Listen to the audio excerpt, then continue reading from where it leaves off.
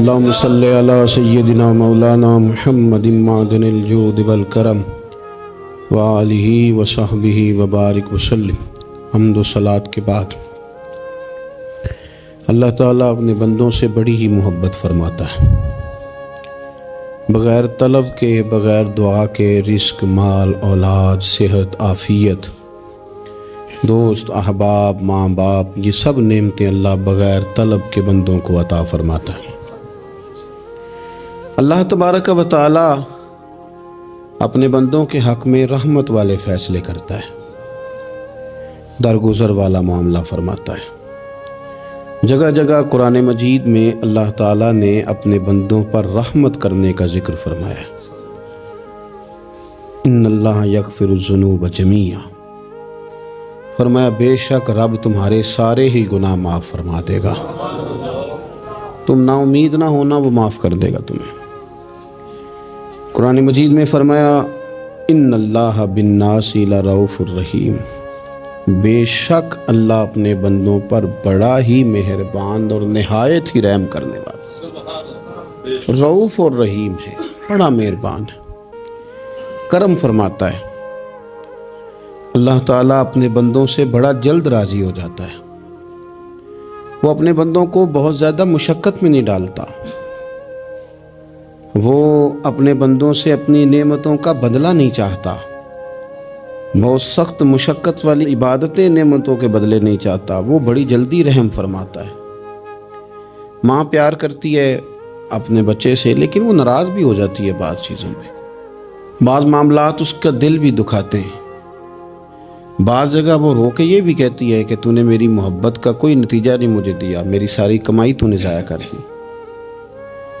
والد بہت ساری جگہوں پہ ناراض ہوتا ہے، شکوہ کرتا ہے، کہتا ہے میری بیماریوں کی، پریشانیوں کی، بڑھاپے کی، کمزوریاں کا سبب بیٹے تو ہی بن گیا، یہ ساری تکلیفیں تو ٹھیک ہو جائیں تو میری شاید عمر بھی بڑھ جائے، صحت بھی ٹھیک ہو جائے، میں زیادہ دیر جوان رہ سکوں۔ ناراض ہوتے ہیں ماں باپ، اسی طرح ماں باپ راضی بھی ہو جاتے ہیں، وہ بڑی جلدی راضی ہو جاتے ہیں۔ میں اکثر کہتا ہوں کہ والد کو راضی کرنے میں 5-7 منٹ لگ جاتے ہیں، اماں تو 1.5-2 منٹ میں راضی ہو جاتی ہے۔ ابا جی کو 5-7 منٹ لگتے ہیں، کئی دفعہ کہنا پڑتا ہے، کوئی دلائل دینے پڑتے ہیں، لیکن والدہ کے لیے تو کچھ بھی نہیں، آپ نیرا جا کے پیروں میں بیٹھ ہی جائیں، کچھ بھی نہ کریں، آپ پورا روئیں نہ، رونے والا منہ ہی بن جائے تو اماں تو نرم ہی نرم ہے، جس وقت جو مرضی آپ کرا لیں ہو گیا۔ اللہ تبارک و تعالی بلا مثال و بلا تشبیہ سمجھانے کے لیے عرض کرتا ہوں، اللہ بھی بعض معاملات میں اپنے بندوں سے ناراض ہو جاتا ہے۔ وہ کہتا ہے میں تکبر کرنے والوں کو پسند نہیں کرتا، وہ کہتا ہے فسادی پسند نہیں ہیں، وہ فرماتا ہے کہ راہوں میں کجی کرنے والے پسند نہیں ہیں، وہ فرماتا ہے کہ بدعہدیاں کرو گے تو میں صبح قیامت تم سے سوالات کروں گا۔ اللہ تبارک و تعالیٰ بہت ساری چیزوں کو ناپسند کرتا ہے، ناراض ہو جاتا ہے، بلکہ نبی پاک صلی اللہ تعالیٰ علیہ وسلم نے فرمایا تم بات کرتے کرتے کوئی ایسا جملہ بول دیتے ہو کہ رب اتنا ناراض ہوتا ہے کہ تمہیں پتہ بھی نہیں ہوتا، تمہارے لیے جہنم کا فیصلہ کر دیتا ہے۔ اس لیے پہلے تولو پھر بولو، خود اپنے لفظوں کی تو تم پہرے داری کرو نا کہ میں کیا کہہ رہا ہوں۔ کوئی ایسا جملہ، کوئی ایسی بات وارث شاہ مان کری نہ وارثاندہ، کوئی ایسی بات نہ تمہاری زبان سے نکلے۔ اور حضور یہ بھی فرماتے ہیں کہ اس کا دوسرا پہلو بھی ہے، بعض اوقات تم بات کرتے ایسا جملہ کہتے ہو وہ اتنا راضی ہوتا ہے کہ تمہارے لیے جنت کا فیصلہ فرما دیتا ہے۔ مسلمان کو اب یہ حکم ہے، اس ساری گفتگو کا نتیجہ یہ ہے کہ وہ اپنے جذبات پر، خیالات پر، نگاہوں پر، زبان پر، کانوں پر تھوڑی توجہ دے، بے لگام نہ بنے، بے ترتیب نہ بنے، جو طبیعت میں آئے کر نہ گزرے، تھوڑا سا نہ سوچے سمجھے اور تھوڑا سنبھل کے چلے، کبھی ان کاموں کی طرف نہ جائے جن سے رب ناراض ہو جاتا ہے، ان کاموں کی طرف بڑھے جن سے اللہ راضی ہوتا ہے۔ میرے نبی پاک صلی اللہ تعالیٰ علیہ وآلہ وسلم نے ارشاد فرمایا، بعض احادیث میں لفظ یہ ہیں کہ اللہ اپنے بندوں کو دیکھ کے مسکراتا ہے جو اس کی شان کے لائق ہے۔ جس ترتیب سے ہم مسکراتے ہیں، جس ترتیب سے ہم روتے ہیں، جس ترتیب سے ہم کسی بات کا اظہار تشکر کرتے ہیں، خدا ان باتوں سے پاک ہے۔ اب بہت ساری حدیثوں میں آیا کہ وہ مسکراتا ہے، تو کیا مطلب ہے مسکرانے کا؟ تو علماء تفسیر نے لکھا ہے مسکرانے کا مطلب یہ ہے کہ وہ بڑا ہی راضی ہوتا ہے اپنے بندے سے، بڑا راضی ہوتا ہے، یہ مطلب ہے۔ ایک تو مسکرانے کا مطلب یہ کہ وہ بڑا راضی ہو گیا، بڑا راضی ہو گیا، وہ مسکرا دیا اپنے بندے پہ۔ اور ایک اس کا معنی خود نبی پاک صلی اللہ تعالی علیہ وسلم نے بیان فرمایا۔ مسند امام احمد بن حنبل میں حدیث ہے، حضور سید عالم علیہ السلام سے صحابہ نے پوچھا یا رسول اللہ شہید تو بڑے لوگ ہوتے ہیں، شہیدوں میں افضل کون ہے؟ تو اللہ کے حبیب علیہ السلام فرمانے لگے وہ والا بندہ جو ڈٹ گیا تھا کافروں کے مقابلے میں، وہ ہلا نہیں، پوری طرح ڈٹ کے جو لڑا وہ شہداء میں افضل ہے۔ حضور فرماتے ہیں وہ جنت کے بالا خانوں میں سیر کرے گا اور رب اسے دیکھ کے مسکرائے گا، رب اسے دیکھ کے مسکرائے گا، اللہ تعالیٰ مسکراتا ہے اسے دیکھ کے۔ اور اگلے جملے میں حضور نے وضاحت کر دی، فرمایا جب رب دنیا میں کسی پر مسکراتا ہے نا تو اس کا معنی یہ ہے کہ قیامت میں پھر اللہ اسے حساب کوئی نہیں لے گا۔ جس پر اللہ دنیا میں مسکرا دیا اس سے کوئی حساب، تو وہ کام ڈھونڈنے چاہیے نا جس سے اللہ مسکرائے۔ ویسے کبھی ہم ایسا کرتے ہیں کہ نہیں کہ کسی کو راضی کیا جائے؟ یہ کام ہم کرتے ہیں کہ ہماری کمپنی کا جو سربراہ ہے وہ ہم سے راضی رہے، جس ادارے میں ہم پڑھاتے ہیں اس ادارے کا بڑا ہم سے راضی رہے، یہ کرتے ہیں ہم۔ اس کے لیے کچھ نہ کچھ ہیلے بہانے ہم کرتے ہیں، برادری، قبیلہ، علاقہ، بستی، لوگ کسی طریقے سے ہمارے ساتھ مطمئن رہیں، کرتے ہیں نا یہ سارے کام۔ اس میں تھوڑی مشکل بھی ہمیں آتی ہے لیکن کرتے ہیں، کیا کریں؟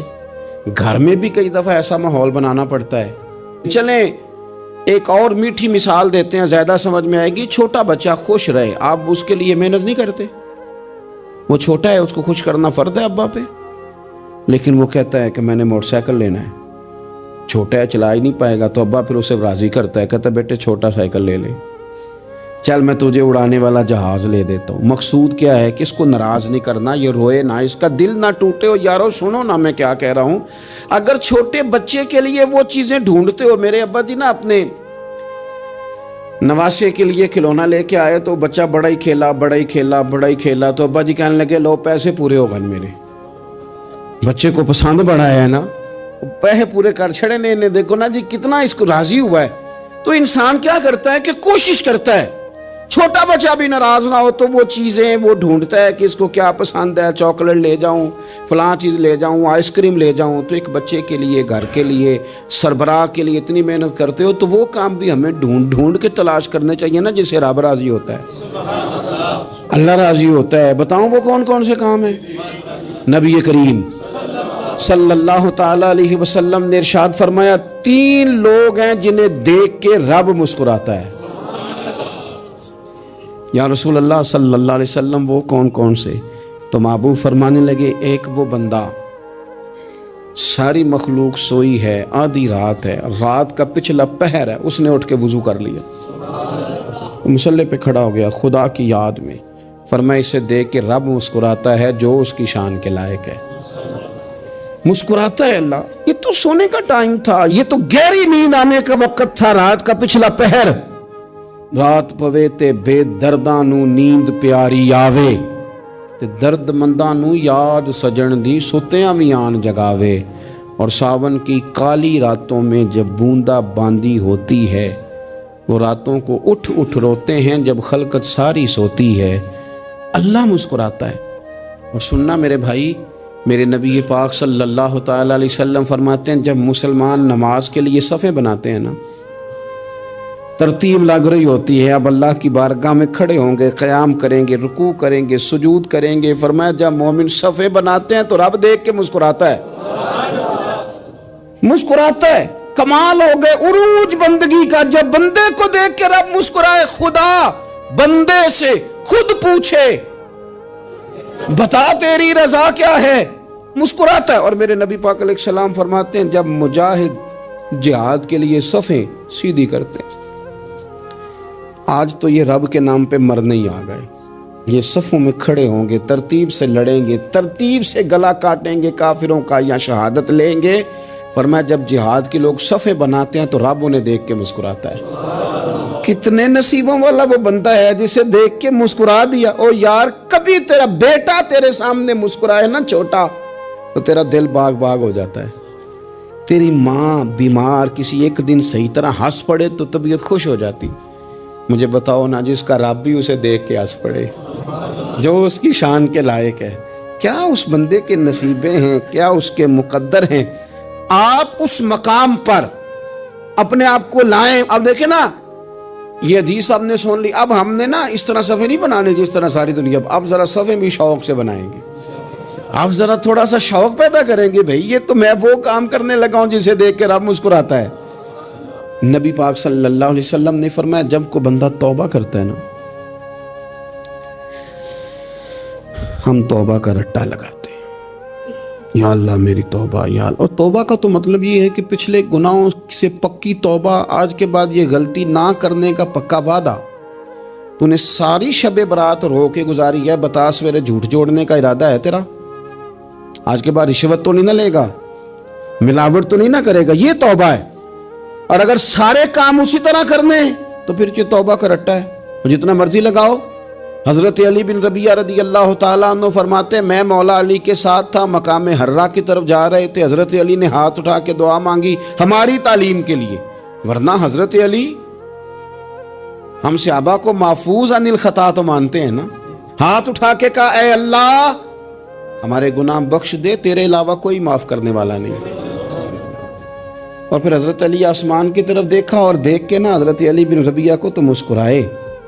حضرت علی بن ربیعہ کہنے لگے حضور مسکرائے کیوں ہو؟ فرمانے لگے ایک دن میں حضور کے ساتھ اسی طرح آیا تھا، اسی طرح حضور نے دعا فرمائی تھی ہماری تعلیم کے لیے، اور پھر حضور مجھے دیکھ کے مسکرائے تھے اور فرمایا جب کوئی بندہ رب کی بارگاہ میں اس طرح استغفار کرتا ہے تو رب مسکراتا ہے، اور مسکرا کے فرماتا دیکھ لو میرے بندوں کو پتا ہے کہ میرے علاوہ معاف کرنے والا کوئی نہیں، انہیں پتا ہے، تم اس کی بارگاہ میں رجوع تو لاؤ، آؤ تو صحیح دو آنسو لے کر۔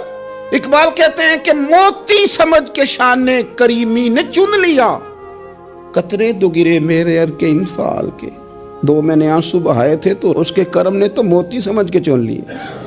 سنو نا حضور اس استغفار کو اللہ کو یار رات کو توبہ کر کے سونا چاہیے ہمیں۔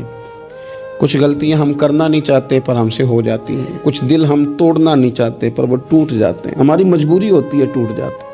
رات کو اس کی بارگاہ میں ہاتھ باندھ کے کشکول طلب دراز کر کے خوب استغفار پڑھنا چاہیے کہ مالک بندے ہیں نا کیا کریں، نفس کا ساتھ ہے، دنیا کا ساتھ ہے، خواہشات نفسانیہ، مالک معاف کر دے۔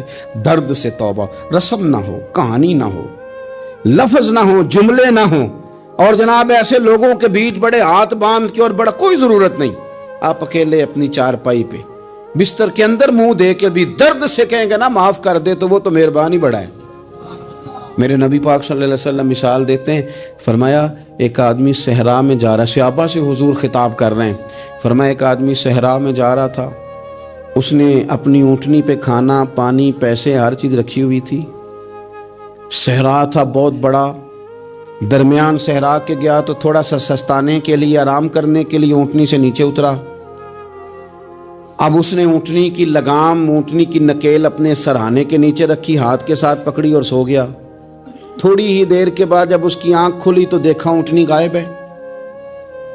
صحرا میں وہ پیدل نہ آگے جا سکتا ہے، نہ پیچھے جا سکتا ہے، نہ دائیں نہ بائیں، کھانے کو روٹی نہیں، پینے کو پانی کا قطرہ نہیں، تھوڑا ادھر بھاگا ادھر بھاگا، تھک گیا۔ کریم محبوب فرماتے ہیں وہ پوری طرح نڈھال ہو گیا اور مایوس ہو گیا، معاذ اللہ، مایوس ہو کے دوبارہ اسی جگہ آ کے لیٹ گیا جہاں پہلے لیٹا تھا، انتظار کرنے لگا کہ اب موت ہی آئے گی، آخری وقت ہے، اب نہ میں پیدل یہ صحرا کراس کر سکتا ہوں، نہ پیچھے جا سکتا ہوں، نہ کھانا ہے نہ پانی ہے، سوائے موت کے کوئی سہارا نہیں۔ حضور فرماتے ہیں وہ رستے میں دوبارہ لیٹ گیا، اچانک اس نے رخ بدلا تو اونٹنی سامنے کھڑی تھی۔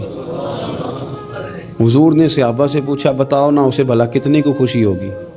یا رسول اللہ جسے نئی زندگی مل گئی ہے۔ آپ دیکھیں نا سارے ڈاکٹروں نے کہہ دیا کہ اس کے تو گردے، معدہ، جگر ہر چیز ختم ہے، گھر لے جاؤ خدمت کرو، ہر طرف پریشانی ہے. وہ بندہ بھی سمجھ گیا ہے کہ آخری وقت آ گیا, کل جاؤں پرسوں جاؤں, تیاری ہو گئی, سب لوگ آ گئے, باہر والے بھی آ گئے, یہ ماحول ایک عجیب رنگ اختیار کر گیا. اچانک ایک ڈاکٹر نے آ کے کہا نہیں نہیں غلطی لگ گئی تھی.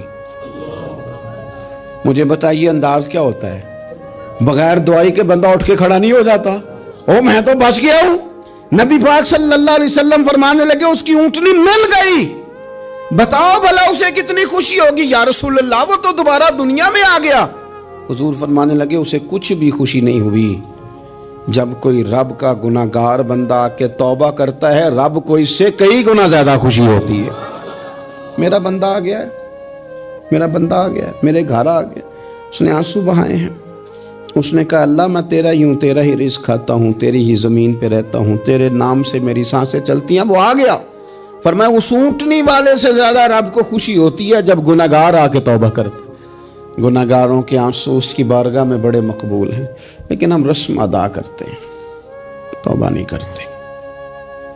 ہم اپنے آپ کے ساتھ دھوکہ کرتے ہیں, جھوٹ بولتے ہیں.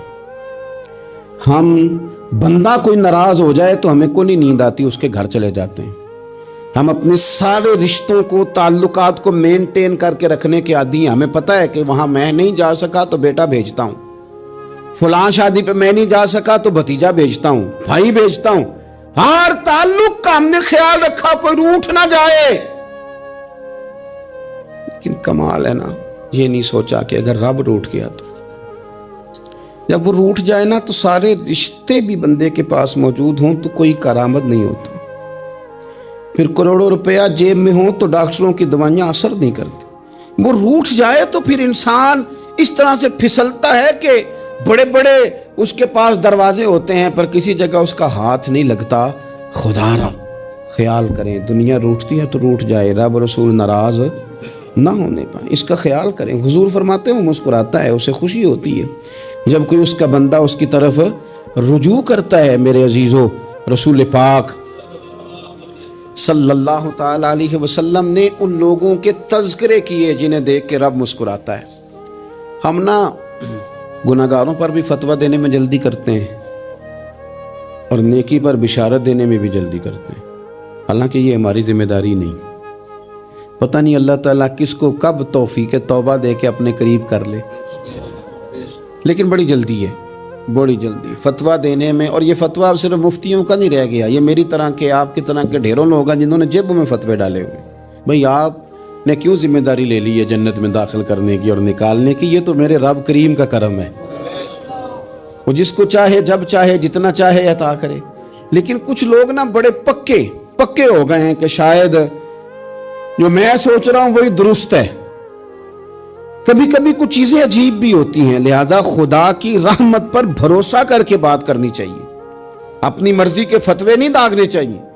وہ دیکھو جی فلانا بندہ یوں کر رہا ہے, آپ کو پتہ ہی نہیں پوری بات کا, آپ کو علم ہی نہیں پوری بات کا. حضرت بہاءاللہ نقشبند بخاری رحمت اللہ علیہ فرماتے ہیں میں حج کرنے گیا تو وہاں میں نے ایک آدمی کو کروڑوں کا کاروبار کرتے دیکھا تو میرے دل میں خیال ہے یہاں بھی اللہ اللہ کرنی چاہیے تھی, دنیا داری کر رہا ہے. لیکن فرماتے ہیں حج سے فارغ ہوئے تو میں نے دیکھا وہی بندہ سارا کچھ رب کی بارگاہ میں خیرات کر رہا ہے اور سینکڑوں غریب حاجی ہیں جن کو پورے پورے خرچے دے رہا ہے. تو میں نے وہیں اپنی سوچ سے توبہ کی کہ میں کہاں تھا. بڑی جلدی کھڑے نہ ہو جائیں. حضرت حسن بصری رحمت اللہ تعالیٰ علیہ ارشاد فرماتے ہیں کہ میں دریا کے کنارے گیا تو وہاں میں نے ایک شخص کو دیکھا, وہ اپنی ایک خاتون کی گود میں سر رکھ کے بیٹھا اور قریب ایک بوتل بھی پڑی ہے. میرے دل میں معاذ اللہ خیال آیا کہ دیکھو کس انداز میں ایک عورت کے ساتھ یہ ہے اور پاس بوتل بھی پڑی ہے, جانے شراب ہے. کہتے میں سوچ ہی رہا تھا کہ اچانک ایک کشتی آ رہی تھی دریا میں. وہ ہچکو لے کھائے, کشتی میں 4-5 لوگ تھے, وہ دریا میں ڈوبنے لگے. وہ آدمی تیزی سے اٹھا, دریا میں چھلانگ لگائی, پہلے ایک کو نکالا, پھر دوسرا نکالا, پھر تیسرا نکالا. ایک بندہ رہ گیا, کہنے لگا حضور مجھے تو آپ نے گناہگار سمجھا ہے, میں تو بڑے غلط انداز میں یہاں بیٹھا ہوں, آپ نے جو سوچا چلیں یہ چوتھا بندہ آپ نکالنا ہے. کرے نا یہ کام, کرے نا یہ کام. بڑے بھولے بھالے, بڑے اللہ والے, ریاض آپ کو بس ہم ہی جانتے ہیں. اتنی جلدی فتویٰ. حضرت حسن بصری فرماتے ہیں میں پشیمان ہوا میں نے کہا مجھے تیرنا نہیں آتا، تو دیر نہ کر، چوتھا ڈوب نہ جائے۔ کرتے اس نے چھلانگ لگائی، چوتھا بھی نکال لایا اور کہنے لگا حضرت آپ نے جلدی کی سوچنے میں، یہ بی بی میری ماں ہے اور یہ سرکے کی بوتل ہے۔ ہم ماں بیٹے کا یہ مشغلہ ہے کہ یہ وہ جگہ ہے جہاں آ کے لوگ مسافر اترتے ہیں، اور یہاں سے کسی کا گھر 100 میل ہے، کسی کا 200 میل ہے۔ ہم صبح سرکہ، کھجوریں، روٹیاں لے کے یہاں آتے ہیں، مسافروں کی نوکری کرتے ہیں، کوئی پریشان ہو تو مدد کرتے ہیں۔ حضرت خواجہ حسن بصری فرماتے ہیں میں نے معافی مانگی، ان سے بھی مانگی، رب سے بھی مانگی۔ انہوں نے مانگ لی نا بزرگ تھے، پر ہم کو نہیں تیار مانگنے کو۔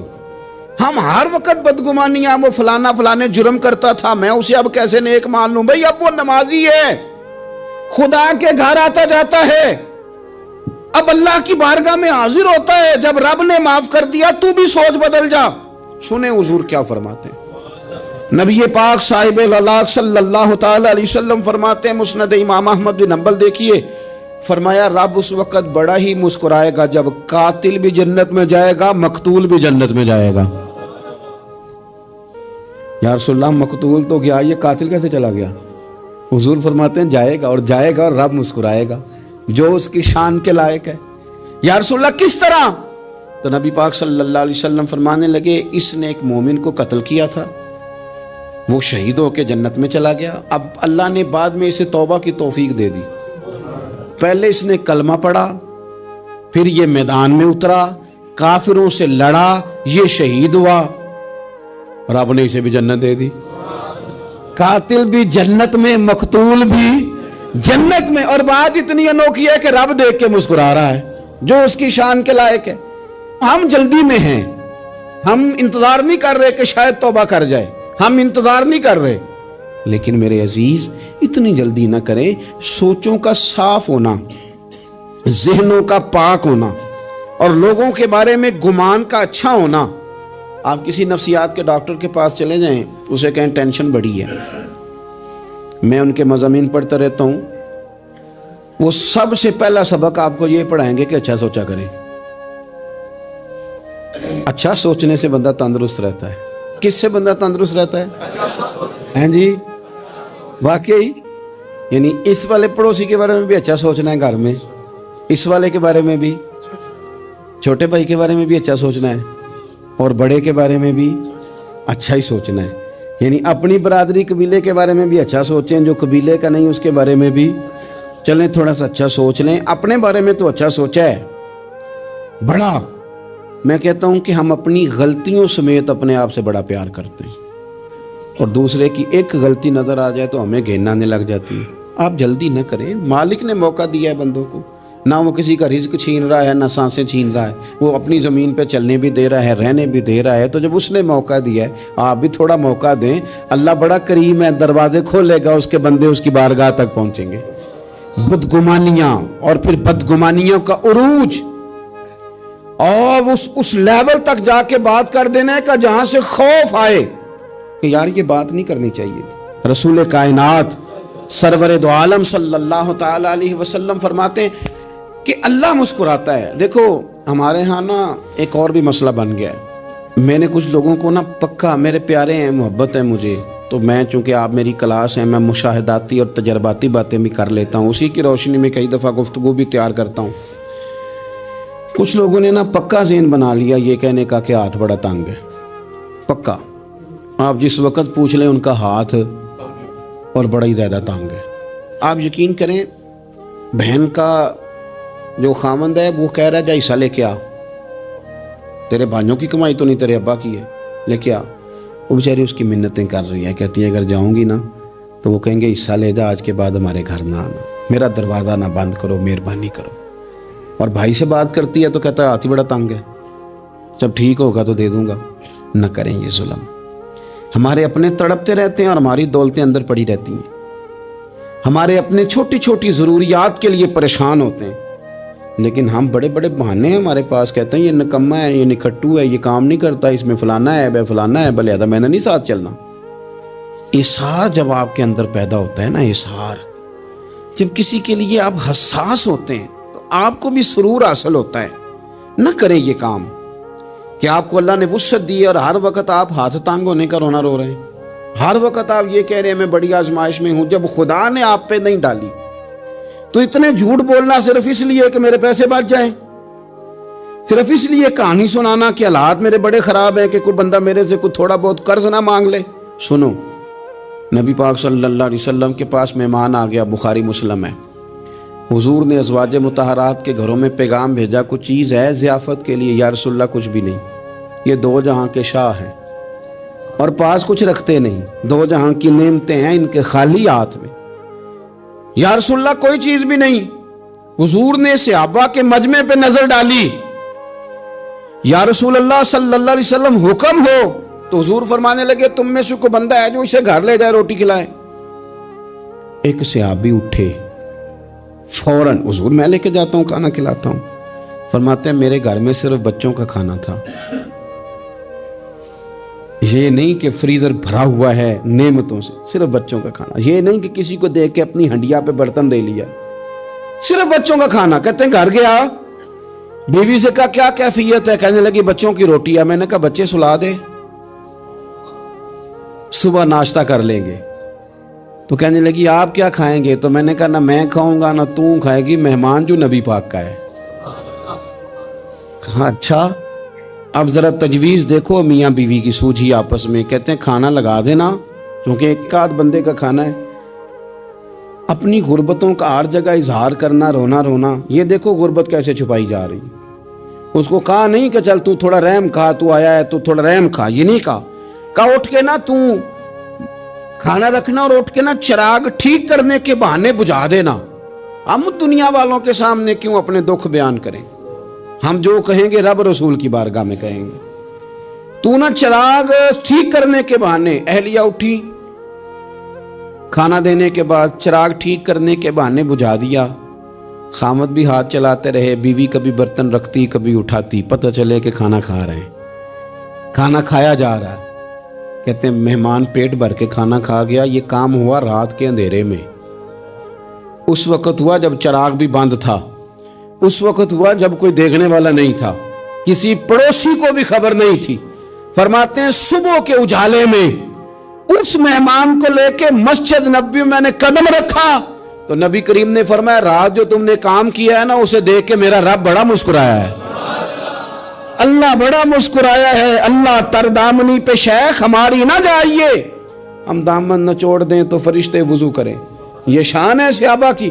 نبی کریم علیہ السلام نے فرمایا رب رات مسکرایا تیرا یہ انداز دیکھ کے، اور اس نے قرآن نازل کیا وَيُؤْثِرُونَ عَلَىٰ أَنفُسِهِمْ وَلَوْ كَانَ بِهِمْ خَصَاصَةٌ۔ کچھ لوگ وہ ہیں جنہیں بڑی بھی ضرورت ہو تو دوسروں پر اثار کر دیتے ہیں، قربانی دے دیتے ہیں۔ رب مسکرایا ہے، اندر پیسے رکھے ہوئے ہیں، اندر پیسے رکھے ہوئے ہیں، اور بہن آ کے منت کر رہی ہے کہ بھائی حالات بڑے خراب ہیں، تھوڑی سی مہربانی کر۔ تو کہتے ہیں بہن پردہ یہ بس، کیسے بتاؤں تجھے حالات، مجھے کیا بتاؤں کام کتنی مشکل سے چلتا ہے، یہ پردہ یہ بس۔ بہرحال اگر تو نے کہا ہے نا 50,000 تو میں زیادہ نہیں کو 20 کو دے دوں گا تجھے، وہ بھی خاصی نیکی کر کے، وہ بھی بتا سکھا کے۔ رات اماں پہ علیحدہ سے احسان چڑھاؤں گا، ابا پہ علیحدہ سے چڑھاؤں گا کہ تمہاری بیٹی کے ساتھ تعاون کر رہا ہوں، سارے علاقے کو ویسے ہی بتاؤں گا۔ اور وہ غریبنی بیچاری 20,000 لے کے گھر گئی ہے، پھر سفارشیں کر رہی ہے کہ مہربانی کرو۔ میں نے ایسے بھی دیکھے ہیں جو پہلے بیوی کو پکڑاتے ہیں تو دے، اس لیے کہ پھر وزیر اعظم تو ڈنڈا نکال لے گا تو بڑا مشکل ہو جائے گا پھر گھر میں رہنا، لہذا وہ یہ تو آگے لگ۔ یہ کیا لہجہ ہے آپ کا؟ یہ تو کسی کو بھی دیں تو چھپا کے دینے کا حکم ہے، کسی کو بھی دیں تو ہمیں حکم یہ ہے کہ سیدھے ہاتھ سے دینا ہے، الٹے کو خبر۔ اور یہ جو بالکل ہی اپنے ہیں ان پر تو پردہ پوشی آپ کے لیے ویسے ہی ضرورت تھی۔ میرے عزیز، رب مسکراتا ہے۔ میرے نبی پاک علیہ السلام نے یہ اعمال ہمیں بتائے جن پر اللہ مسکراتا ہے، خوش ہوتا ہے۔ اور بعض لوگوں کو حضور نے نامینیٹ کیا۔ حضرت سعد بن معاذ رضی اللہ تعالیٰ عنہ عظیم صحابی تھے، یہ وہ خوبصورت صحابی ہیں جن کے جنازے کو کندھا میرے نبی پاک نے عطا فرمایا، حضور نے کندھا عطا فرمایا۔ کمال ہو گئی، نرخ بازار محبت کا انوکھا ہی ہو گیا، خود خریداروں میں شامل آ کے مولا ہو گیا۔ حضور نے کندھا دیا۔ حضرت سعد بن معاذ رضی اللہ تعالیٰ عنہ کا جب جنازہ اٹھا، ان کی والدہ رو پڑی، بڑے درد سے روئی، ماں تھی نا، ان کی آواز جب حضور تک گئی تو نبی پاک نے فرمایا آنسوؤں کو روک لے، آواز کو کم کر لے، تیرے بیٹے کی تو جب روح پرواز ہوئی ہے تو رب مسکرایا ہے۔ جس کے آنے پہ رب راضی ہو مسکرا دے جو اس کی شان کے لائق ہے۔ یہ تو وہ لوگ ہیں کہ جن کے جانے پر نہ رب، وہ کسی نے کہا تھا کہ میرے مرنے پہ ہر سو شور مچ جائے گا، دیکھو گے میرے مرنے پہ ہر سو شور تمہیں پتہ چل جائے گا جب ہم جائیں گے، میرے مرنے پہ ہر سو شور مچ جائے گا دیکھو گے، اور کہنے الوداع سرکار خود تشریف لائیں گے۔ اور درویش کہنے لگے بعد مرندے مکھڑا میرا ہو جاوے جے تازہ، پھر سمجھ لینا محبوب میرے نے آن پڑے ہے جنازہ، اور عاشق کا جنازہ ہے ذرا دھوم سے نکلے اور محبوب کی گلیوں سے ذرا گھوم کے نکلے۔ فرمایا کہ ان کے تو جانے پہ رب کریم، اور حضور نے ایک دعا بھی دی۔ حضرت ابو طلحہ، حضرت طلحہ رضی اللہ تعالیٰ عنہ صحابی تھے، ان کا وصال ہو گیا تو حضور نے دعا بھی دی۔ فرمایا یا اللہ جب میرا طلحہ آئے نا تو اس سے مسکرا کے بات کرنا، یہ تجھ سے مسکرا کے بات کرے جو تیری شان کے لائق ہے۔ تو اللہ تعالیٰ غائب درجے راضی ہوتا ہے۔ ایک دفعہ پھر بات دہراتا ہوں، جو میدان میں ڈٹ کے شہید ہو رب اسے دیکھ کے مسکراتا ہے، جو اس کی شان کے لائق، جو توبہ صحیح کریں سچی کریں رب انہیں دیکھ کے مسکراتا ہے جو اس کی شان کے لائق ہے، جو نماز کے لیے صفیں بنائے رب انہیں دیکھ کے مسکراتا ہے، جو جہاد کے لیے صفیں بنائے رب دیکھ کے مسکراتا ہے، جو لوگ صبح پچھلے پہر اٹھ کے عبادت کریں رب انہیں دیکھ کے مسکراتا ہے، اور جو کبھی کبھی بھوکے رہ کے دوسروں پر قربان کر کے احسان کر دیں رب انہیں دیکھ کے مسکراتا ہے۔ بہت بڑی فضیلت ہے۔ اللہ ان سارے کاموں میں سے کسی ایک کام پہ ہمیں بھی لگا دے تاکہ یہ بڑی فضیلت اللہ تعالی ہم گناہگاروں کے حصے میں بھی فرما دے۔